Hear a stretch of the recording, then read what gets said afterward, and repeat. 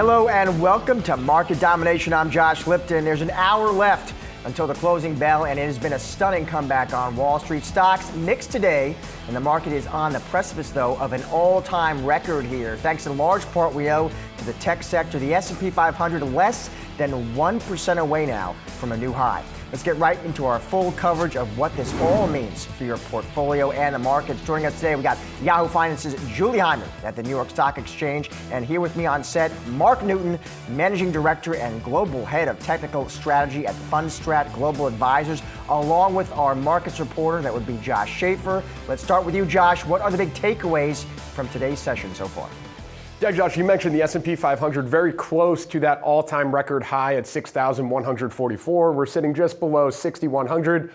Candidly, there hasn't been a ton of action in the major index today. We're off about 0.05% there. NASDAQ Composite also moving slightly to the upside. You mentioned the tech trade, which we're going to get into in a minute. And then you take a look at the Dow. Dow's off about 150 points. Of course, sort of the de-escalation in the Middle East has been a story we've been watching all week. That sort of got us to where we are, it seems like, in some ways for the S&P 500. Just flip you to a 5-day and you've had a bit of a rally there. But what I want to look at is what you were just hitting on, Josh. So today, in the sector action, what we're looking at is only XLK, and now you can see healthcare has also come in there, but really XLK leading that benchmark index.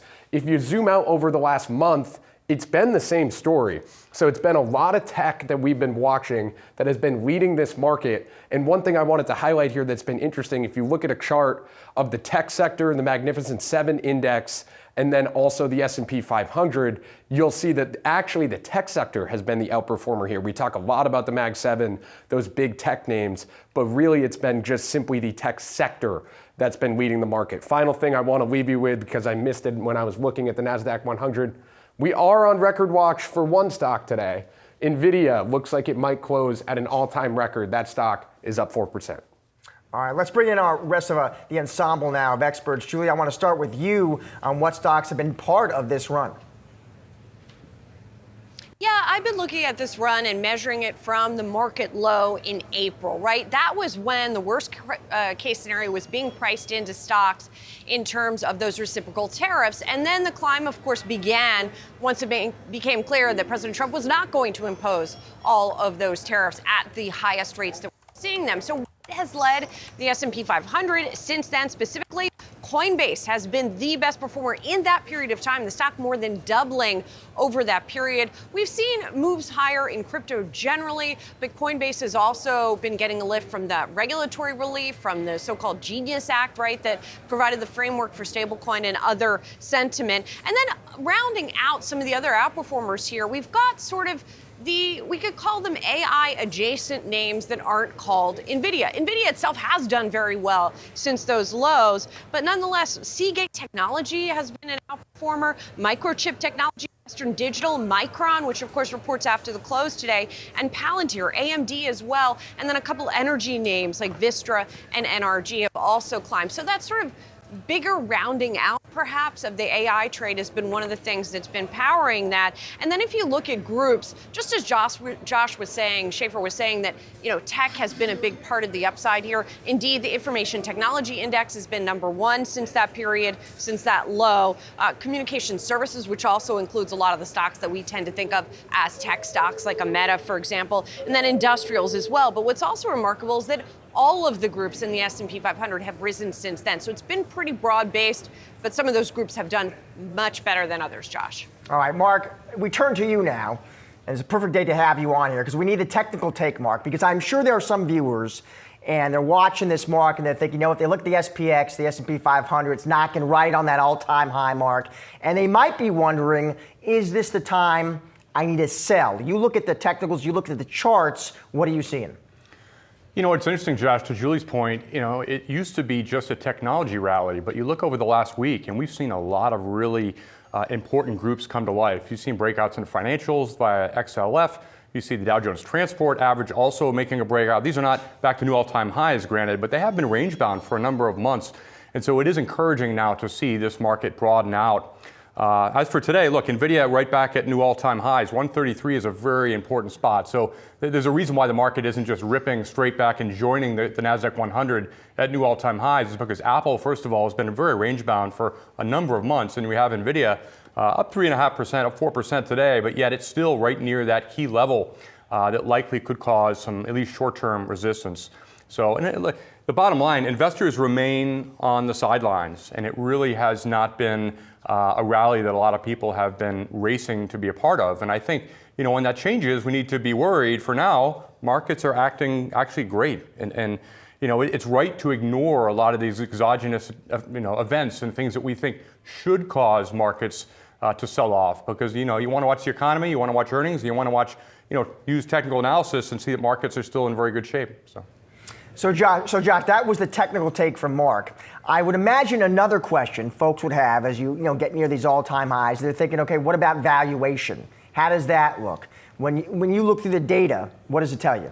Yeah, I mean, the S&P 500 is currently trading, if we use a forward 12-month price-to-earnings ratio, Josh, it is trading above its long-term average, right? So that's when people start to say stocks are expensive, maybe make an argument that something should knock off stocks at that valuation. One thing I'd point out, of course, is just because stocks are expensive doesn't mean that everyone's going to sell them, right? Usually there's a catalyst.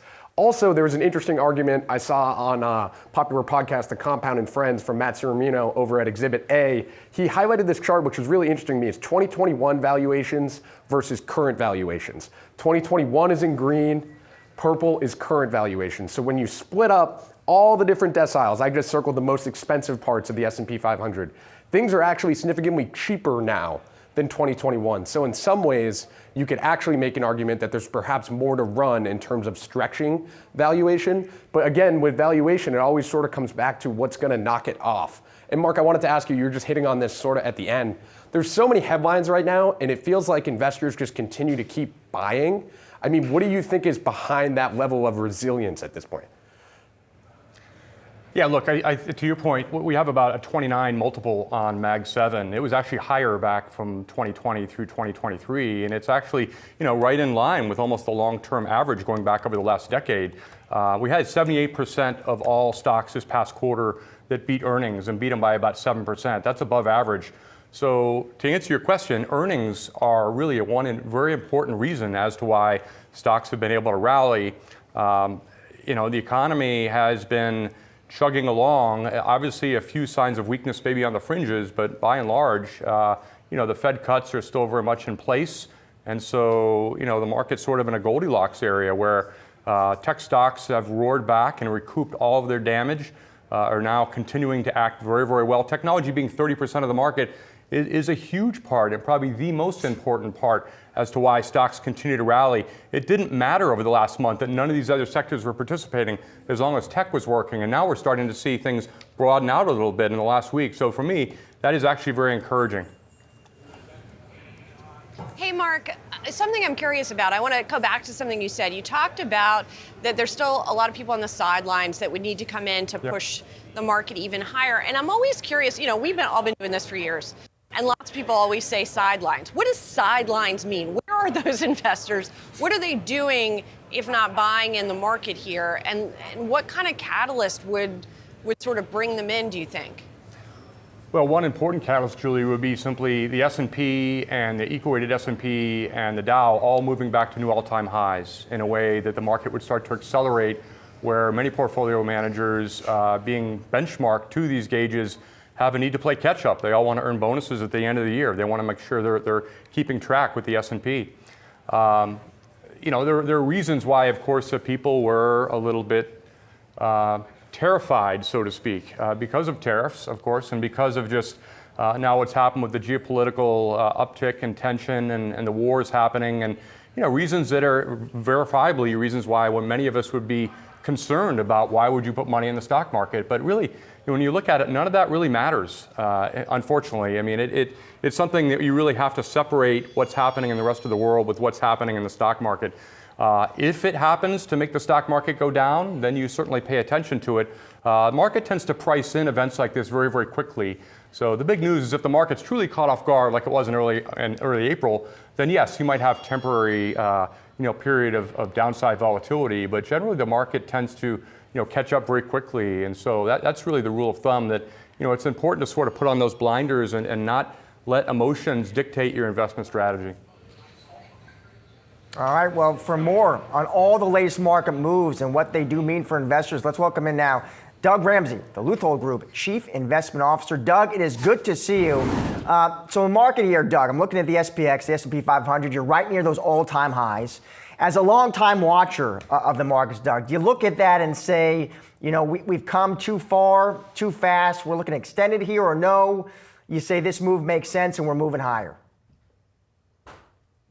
The resilience has been very impressive. And I know, Mark's certainly aware of the fact that yesterday the New York Stock Exchange daily advanced decline line closed at another all-time high, which technical theory says that, well, then the external high, or the high in like the Dow and the S&P 500, should be at least a few months into the future, if not longer.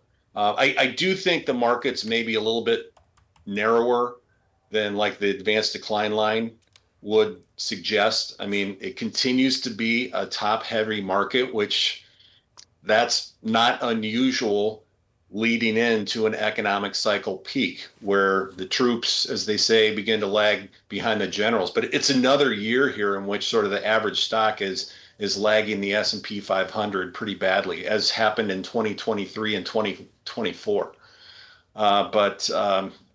Again, when you're close to an all-time high and breadth is an all-time high, it's usually not a reason for short-term caution on either the economy or the stock market.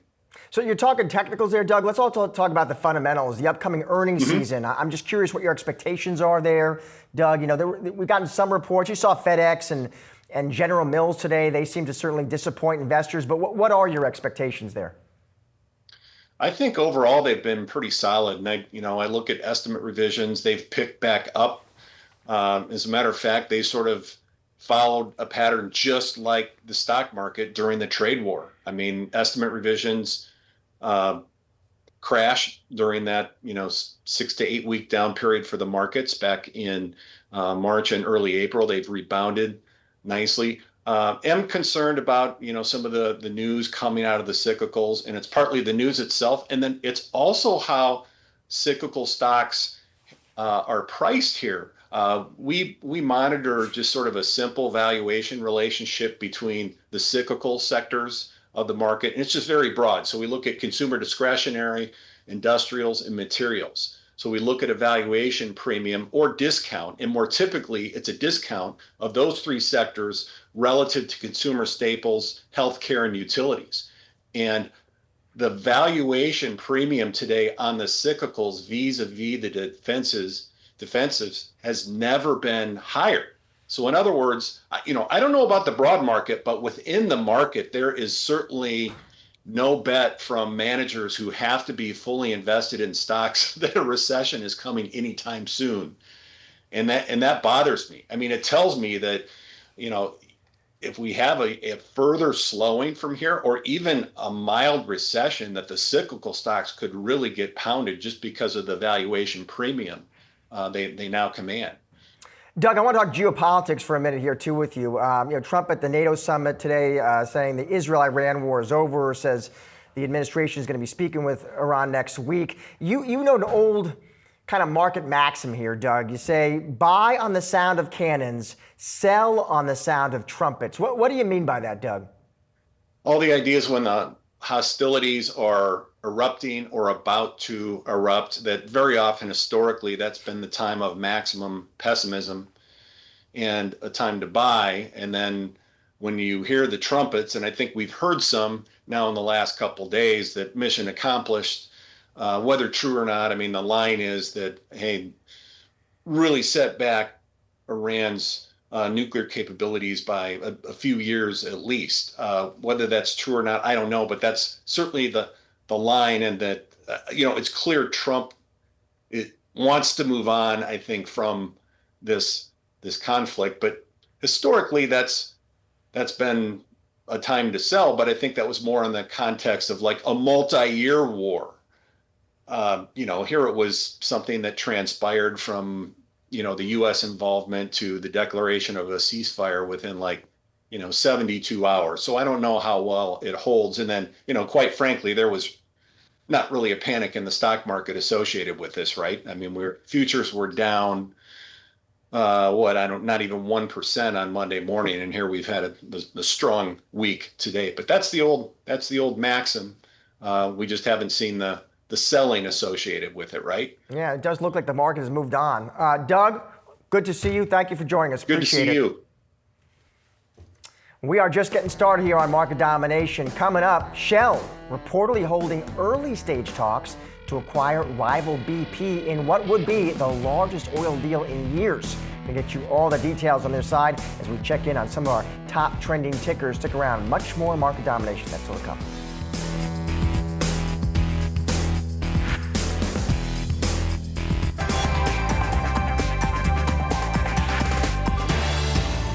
Now time for some of today's trending tickers. Our ensemble of experts with me to break down some moves today. We're watching shares of Shell, BP, and Nvidia. Starting off with Shell, which is denying reports now from the Wall Street Journal that it's in talks to acquire BP. Julie, let's start with you on this one. You've been following, I know, this story closely. Yes, I have, and Shell is pushing back pretty forcefully against this report, which, according to the Journal, said that the two were in early stage talks that might not result in a deal. But Shell, in a statement to Yahoo Finance, says this is further market speculation. No talks are taking place. They go on to say, as we have said many times before, we are sharply focused on capturing the value in Shell through continuing to focus on performance, discipline, and simplification. BP, for its part, offered no comment on this. This would be an enormous deal if it was to go through and it was to happen. BP's market cap around $82 billion, Shell's at $210 billion. And BP really has been struggling to some extent over the past couple of years through a change in leadership, through activist investment from Elliott Management, which has been pushing for changes at the company. And I was looking at the 5-year performance here. BP over the past 5 years, it is up. It's up about 29%, but Shell in that time has more than doubled. So you see here, and remember also the BP kind of went from pivoting towards what it branded itself as beyond petroleum, right? Pivoting into some more renewable energy sources, and then while its competitors, including Shell, were not, and then had to kind of pivot back to its bread and butter oil and gas business. So again, Shell denying the report, but interesting as we kind of look at BP's business here. You know, it's interesting, Mark, because I know there have been reports, including Bloomberg, I think back in May, said Shell had been considering the merits of this one, but what do you make of the headline? Well, look, BP has obviously underperformed over the last decade, and if anything, this might be a perfect time to consider, some sort of a move like this sort. I mean, crude oil has been in a 3-year bear market, and now all of a sudden with the geopolitical, uptick and start of wars, we see a quick 20-point move in crude over the last few weeks, and so my thinking is that energy is slowly but surely in the process of likely bottoming out after severe underperformance. So if we see crude higher in the back half of the year, it's going to make perfect sense to try to do a deal like this at a time when BP could be, undervalued compared to its worth. And then, as we start to see the energy market recover, it would be a perfectly well-timed time to do this strategy, in my view. All right, let's move on. Check out Nvidia as well. It's hosting its annual shareholder meeting today with a new all-time closing price knocking at the door here. The chip giant also received a street-high price target upgrade from Loop Capital. Now sees the stock reaching $250. Analysts there are talking about the next golden wave of Gen AI adoption. They say Nvidia's at the front end of another material leg stronger than anticipated demand, similar to, they say, to 23 and 24. Nvidia's market cap could run to $6 trillion, Julie. Yeah, so obviously this is a very bullish call out from Loop Capital. And by the way, Nvidia is there. It's at that record high. If it were going to close at this moment, it would be a new record close. And it seems like it's pretty comfortably there here. So Ananda Barua over there at Loop Capital, the latest to come in here with this kind of $6 trillion math, or these big $1 trillion numbers that we've heard from other analysts as well. Basically, they're talking about the spending cycle that we are seeing from hyperscale and what they call AI factory companies, Sovereign AI, for example, that they say Gen AI and AI accelerated compute spending alone could get to $2 trillion by 2028 using current compute economics. So it's interesting to see that move in Nvidia. What I also think is interesting is that what we've been seeing in the other chips, not just Nvidia. If you look at even the semiconductor ETF, SMH here, it's up now about 12% year to date. It has outpaced software. It has outpaced internet, tracked by other ETFs, IGV and FDN. This was flagged by Jordan Klein of Mizuho in a note this morning. And what he also flagged is it's not Nvidia that has taken the chips there. Yes, Nvidia has climbed a lot from its lows this year and is near that record high. But if you look at the best performers this year, it's some of the chip equipment makers like a KLA-Tencor and it's Micron, which has done very well year to date and since the low. So it's interesting this, again, I know I mentioned this earlier, the broadening. Yes, it's still Nvidia, but it's Nvidia and now when it comes to this chip and AI trade. You know, it's interesting, Mark. I'm just reading Loop Capital here saying Nvidia remains, in their words, essentially, they say, a monopoly for critical tech, and it has pricing and margin power. Yeah, it continues to be probably the most important company within the semiconductor space, has achieved dramatic outperformance, now set to make a new all-time closing high. To Julie's point, look, we have seen some other important semiconductor companies also making remarkable headway from those April lows. Stocks like AMD, Micron Technology, which we're expecting earnings from, of course, later today. And so those are going to be really important. Semiconductors have snapped back, and that's been really, really important for tech. And I think it's generally a very bullish sign for the market as a whole. All right, we'll move on here. The S&P 500 approaching record highs with a broader tech rally also taking place as Nvidia heads towards a record close. The market optimism comes amid revived hopes for interest rate cuts and the U.S. brokered ceasefire between Iran and Israel. Here for a close look at the moves ahead for the tech landscape, let's get to Baird tech strategist Ted Mortensen. Ted, it is good to see you.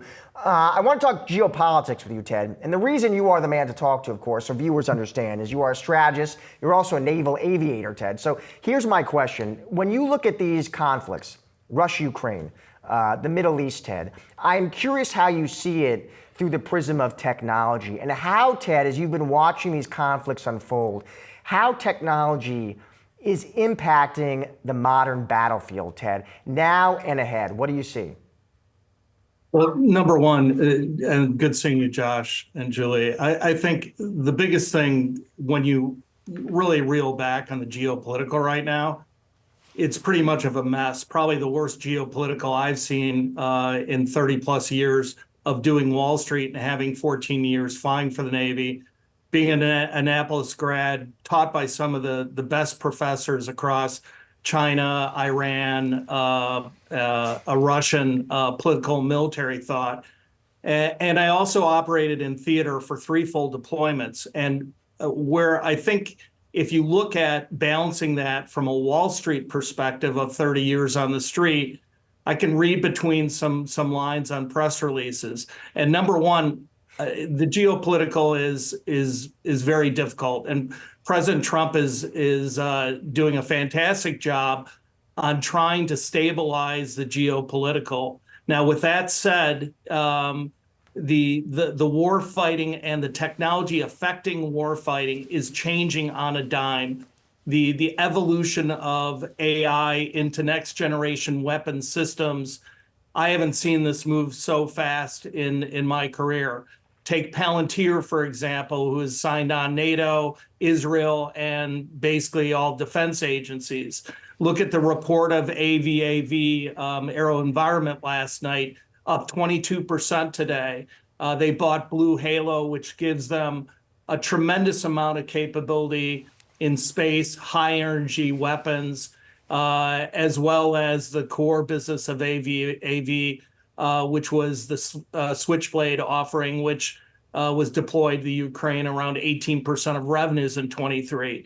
Now, as you look forward, AI is going to proliferate every single weapon system, and it's happening now. We no longer, I think, can utilize a model that's World War II or Cold War based.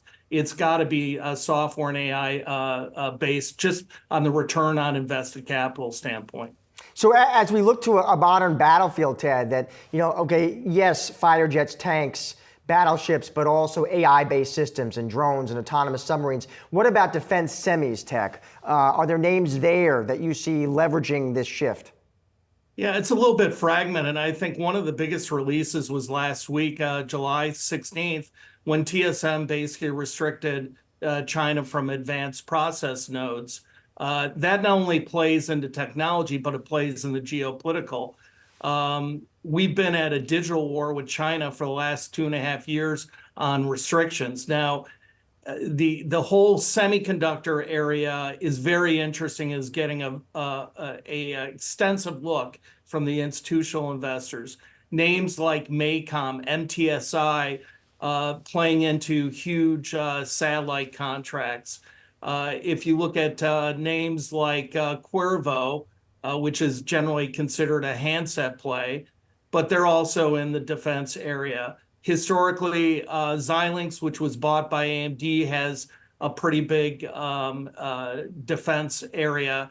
And then you've already seen some of the reports coming out of Q1 that they're seeing a massive uptick in defense growth in excess from a silicon perspective of 25%. So names like Microchip, names like ADI.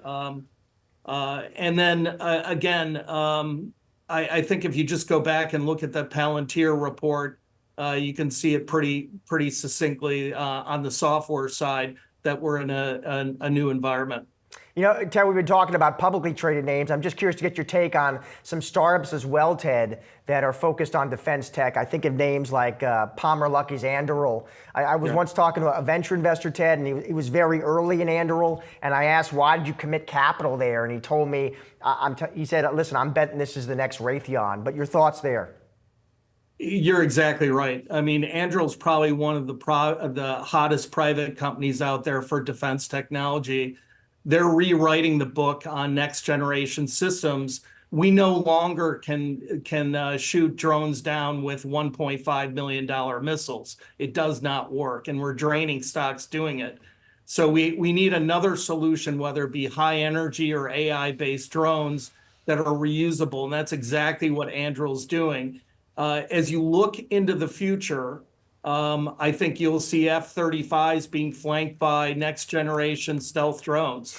As you look into the future, I think the commentary on boots on the ground will get recharacterized as robotics on the ground. So it's happening that quick, and I think the battlefield is totally changing at hyperspeed. Ted, always good to see you. Always good to have you on the show. Thank you, sir. Good seeing you.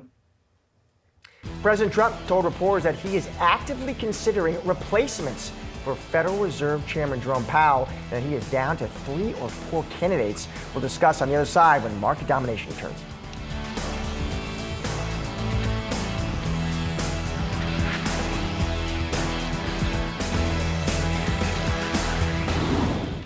Fed Chair Jerome Powell resumed his 2-day congressional testimony today in front of the Senate. Yahoo Finance's Jen Schonberger joins us now with more. Jen. Hey Josh, Fed Chair Jay Powell reiterated his wait-and-see approach to Senate lawmakers this morning as he waits to see whether tariffs impact inflation over the summer months. Some Republicans took Powell to task for suggesting that tariffs would lead to higher inflation. Inflation in America is down. We got elected by millions of voters. You got elected by one person. He doesn't want you to be in that job. And you are costing this government $400 billion a year by refusing to lower interest rates. And that one person, President Donald Trump, has continued to publicly hammer Powell and the rest of the Federal Reserve for not lowering rates. Now, back on Capitol Hill while Powell was testifying 38,000 miles away in the Netherlands, Trump told reporters that he's actively considering replacements for Powell, but didn't offer specific names. I know within 3 or 4 people who I'm going to pick. I mean, he goes out pretty soon, fortunately, because I think he's terrible. This comes after the president posited just last week that maybe he should reconsider his plans for firing Powell, only to say that his term does end shortly. Powell's term ends in May 2026. Meanwhile, Republicans pressed Powell for clarity over what they called billions of dollars in lavish renovations for the Fed's 2 office buildings here in Washington, D.C., with reports alleging that new elevators are being put in with direct lines to private dining suites and private garden rooftop terraces. I would also say that the media reports that you accurately quoted, they're misleading and inaccurate in many, many respects. And I would just point to, there's no VPI dining room. There's no new marble. We took down the old marble, we're putting it back up. We'll have to use new marble where some of the old marble broke, but there's no new, there are no special elevators.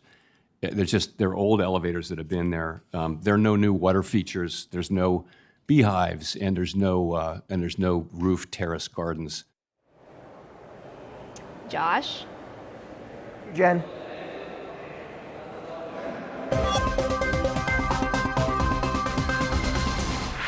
Financials might potentially be getting its time in the sunshine. For the chart of the day, let's bring back in our contributor now. That would be Mark Newton, Fundstrat Global Advisors Managing Director and Global Head of Technical Strategy. Look at this one, Mark. The XLF, what do you see?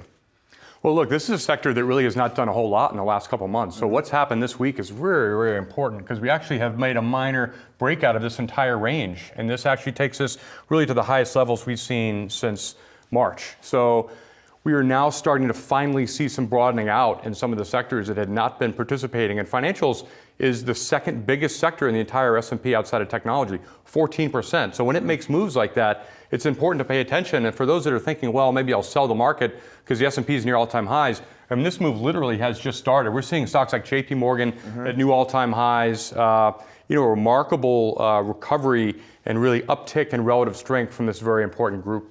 What are the levels I would be watching here, Mark, on this one? Well, at this point, this just broke out. So you really also want to look at the levels that were hit back in March. That's going to hit right under $53 or so. Initially, that's important, but when that's taken out, and I do expect that, we'll push up to right around between 56 and 57, I think, between now and sometime in mid-August. So, really, really good news to see the financials kicking into gear. Number of stocks and sectors did not participate really in the whole month of May. It was really just technology that carried the load.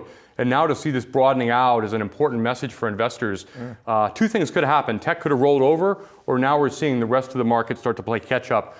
So for me, technically, everybody's saying, oh, the breadth is bad, the breadth is weak. Now we're seeing that breadth start to reaccelerate, and that's an important and positive sign technically. If you look at the XLF and you look at the charts here and you like what you see, but as a technician, Mark, what would be some yellow flags you'd be looking out for?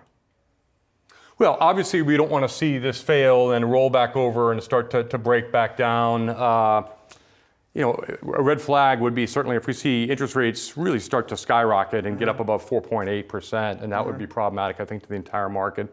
But we're seeing the opposite of what would make people concerned. We're seeing breadth now start to kick back into gear, so that has a really big positive. One final note: yes, the Nasdaq 100 broke back out to new highs. S&P has not. Neither has the Dow. Neither has the equal-weighted S&P.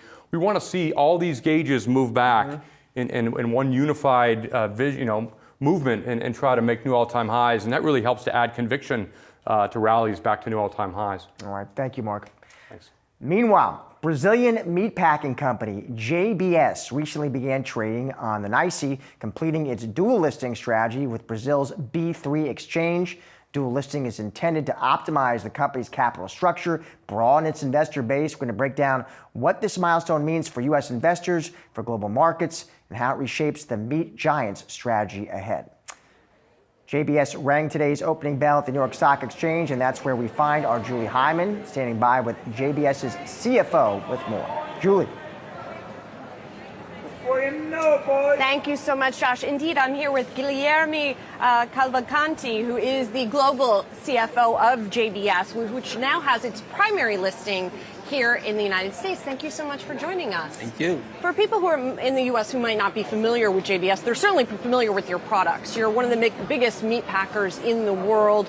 You own an 80% stake in Pilgrim's Pride, the poultry company, mostly poultry company here in the U.S.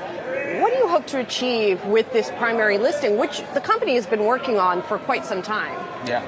Well, first of all, the first thing that we want to achieve is to get an access to a much broader investor base.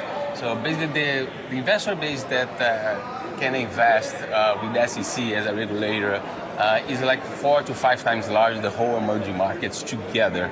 So first is to get access to the much broader investor base. And because, again, as you mentioned, we are a big global company. We have more than 50% of our sales here in the US. The second thing that we want to achieve, having our primary listing here, because part of that we could achieve the investor base through an ADR program, but the reason for having a primary listing here is that with that and having, again, a big presence here in the US, we can also start to apply to be part of the main indexes like Russell, CRSP, FTSE, and then one day S&P 500. Yes, aspirations, right? Your CEO told analysts today that you expect sales to rise at an annual pace of about 4 to 6% over the next 5 years. Where does that growth come from? What does that growth trajectory look like for JBS? Yeah, basically this was an exercise, first based on the past. So if you look at the last 10 years, we grew an average of 4 to 6% revenue. So it's basically to continue the trajectory. We are also investing around $1 billion per year in growth CapEx. So this is also part of the reason of this growth. And we are also investing in the last years. We invested $3.3 billion since 2019 in acquisitions. So also part of this growth will come from acquisitions as well. Well, I'm glad that you mentioned that because I know that you continue to look around. You also spoke to analysts today and you said nothing was on your radar in the short term. Why not? And where would you be looking for opportunities? What kind of opportunities are you looking for in acquisitions? Okay. So first, we are looking at acquisition all over the world. So mainly here in US and Europe in the prepared food segments because we want to downstream our production, get closer to the customer, more in value added, brands. So that's one of our priorities. We started in the salmon business in Australia. So we can want to be relevant in salmon as we are in the other proteins. So those are also, and then we just very recently bought a big South American company of eggs. So eggs is another venue of growth. So there's a lot of things. And again, as I mentioned, there's nothing on the radar. Given valuation is too high in terms of multiples. And I think we have to be right to buy what I used to say, right asset for the right price. So, and that's why. So if it has an opportunity, again, at the right price, then we would go for it. But not now, there's nothing on the radar. I'm curious, since you all are so heavily in the beef business, and we know there has been increased price sensitivity, at least here in the United States with inflation, and really globally as well, have you seen any demand shifts and changes as a result of those beef prices going higher? No, first the demand, even with the higher price, the demand for beef continues to be very strong, if you look. But of course, with a higher price, what we've seen chicken sales are increasing. So I think last year was a record sales of chicken in the US. So there's always this downtrend when the price of beef goes up. But I would say that the demand for all proteins are very strong. And finally, Guilherme, I want to ask you about the company recent history a little bit, because there have been some scandals in Brazil that you all are moving past at this point. But what is your message to U.S. investors who perhaps are familiar with the company's recent history that you are clear of those kinds of issues? Yeah, first, again, this is not recently, as things happened 8-9 years ago. So I think this is history. Since then, we started a very robust compliance program all over the world, training. So again, just to make sure that anything like that will never happen again. Guilherme, thank you so much. Thank you. Really appreciate your time. We'll have much more market domination after this.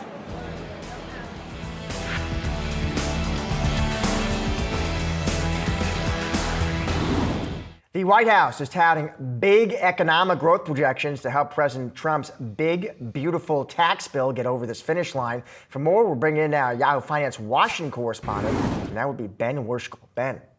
Hey, Josh. Yeah. So what we had today from the White House was essentially kind of a closing argument as this bill really nears the finish line, both in the Senate this week and sort of from the White House perspective, hopefully to President Trump's desk in the coming weeks. And what it offered here was an accounting, I think, a window into how the Trump administration views not just this bill, but their overall policies and the effect it'll have on the economy, or at least their hopes for what it'll have on the economy. And it was just full of what were some very eye-popping numbers. A couple headlines for you there. The main one is an addition in the White House's view of an additional 5% growth to the U.S. economy that would result from this bill alone in the next few years. Basically, that in the next few years, up to 4.9% economic growth just from this bill itself. And that leads to, in the White House's view, and this is for their entire agenda, is $11 trillion in deficit reduction over the next decade. So a real stabilization of the U.S.'s debt to GDP ratio. I should say that these numbers were immediately called into question by independent economists who have again and again and again found very, very different conclusions. One good example here is the White House is projecting an additional 4.9% economic growth. The center-right Tax Foundation has run a similar number, and their number is 1.1%. So there's a huge divide here to it. But it is still kind of a window into sort of what the White House is hoping to accomplish with this bill and their thinking. And it's also an important political imperative because basically they need these outsized growth projections to make the bill's math add up. One of the more recent tax tallies of the price tag here is $4 trillion in the negative from independent economists. The White House is saying it's multi-trillion dollars in the other direction and sort of $2 trillion in the positive. This comes as the White House is just trying to pressure, especially fiscal hawks, to overcome their objections and vote yes on this bill. Senator John Thune is trying to get a vote in the Senate as soon as starting on Friday, with President Trump reiterating again and again he wants this on his desk by the 4th of July. All right, thank you, Ben. Appreciate it. Mm-hmm. Well, the defense industry is in focus this week as tensions in the Middle East ratchet up and President Trump's big, beautiful tax bill is on the horizon. We're navigating how to play the defense sector with the Yahoo Finance playbook. And joining us now is Tony Bancroft, Gabelli Funds portfolio manager of the Commercial Aerospace and Defense ETF. Gabelli Funds has more than $31 billion in assets under management. Tony, it is always great to see you. And just so viewers understand, the reason, of course, Tony, you're such a great guy to talk to about this is you're not only a financial analyst, you're a Marine Corps fighter pilot, so you are the perfect guest. I want to talk, we look at defense stocks, Tony, and I'm going to use the ITA here, the ETF that tracks the sector. What's interesting, Tony, is I look at it, a strong run. It's up about 25% this year, but it actually hasn't done all that much, Tony, since Israel first hit Iran a couple weeks ago. Is that because, Tony, of the run before that, or is it because investors have concluded, listen, the fight is over? What do you make of that? Yeah, great to be back, Josh. And we're here at the Morningstar Investor Conference out in Chicago. There's a lot of interest in aerospace and defense. Our Gabelli Commercial Aerospace and Defense ETF, GCAD, we're up.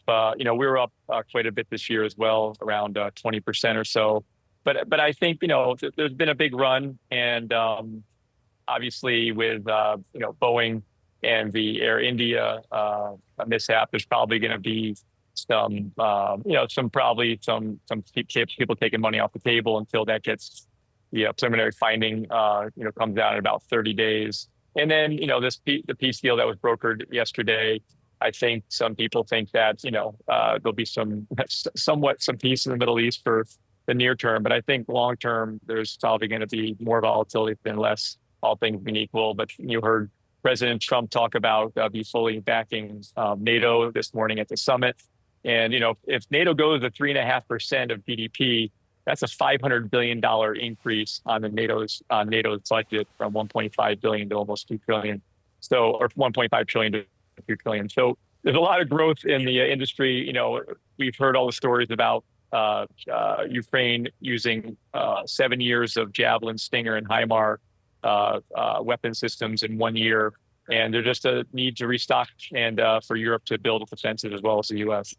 Did you see that war in the Middle East, Tony? I'm just curious, as you were watching that unfold, did that potentially represent any kind of inflection point for the industry, just in terms of how defense spending gets allocated, where money goes, how it flows to which sectors, to which companies? Could there be changes that result from that?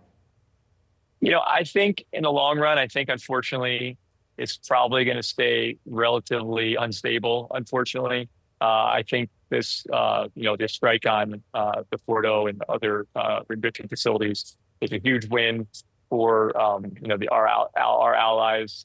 You don't need another nuclear player in the world. But I sense that in the long term, we're going to still need. I look at defense spending as capex. It's just a need to keep a going concern for a country, for countries that believe in rule of law and individual freedom. I just think it's going to be needed, and the U.S. is the largest supplier. We export $300 billion annually in weapon systems. We're 60% of the global exports comes from the U.S. So I think we're going to see continued demand for our weapon systems, and they're the best weapon systems in the world. So and have the longest logistics chains, and you name it. You mentioned Trump's big, beautiful bill there, Tony. His budget does call for national security funding to increase to about $1 trillion. That's a 13% increase in the previous year. What could that mean, Tony, for some of the legacy players you cover?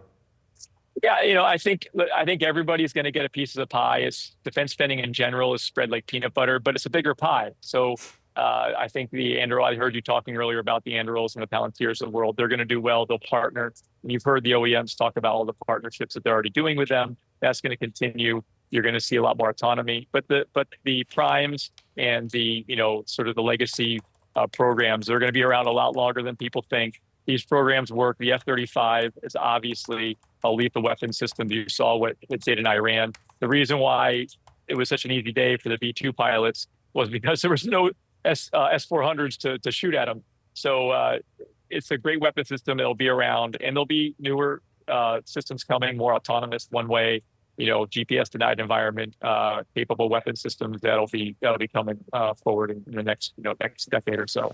Sticking with Trump, Tony, this Golden Dome shield he talks about.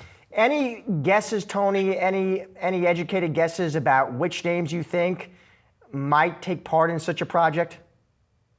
I think, again, it's probably going to be a swath of a lot of the primes and their suppliers. It's companies like Raytheon, Lockheed. We've talked about the next generation interceptor. That's probably going to be a part of it. Drone companies, drone defense companies like we talked about. We saw AeroVironment this morning had some good numbers, and you'll see that as part of the the Golden Dome system. It's going to be a really integrated, broad program that's going to have a lot of assets within it. I know last time we chatted, Tony, you were bullish on Boeing. Are you still a fan? For sure. I think in the long term, remember, it's a decade of backlog for both OEMs. You only have two of them. It's a duopoly. And, the rising middle class in emerging economies is coming. There's 300 million people coming into the middle class that want to travel. Only 20% of the world population has ever been in an airplane, and that's going to grow over time. I know we have a third operator, Comac, that is trying to build planes.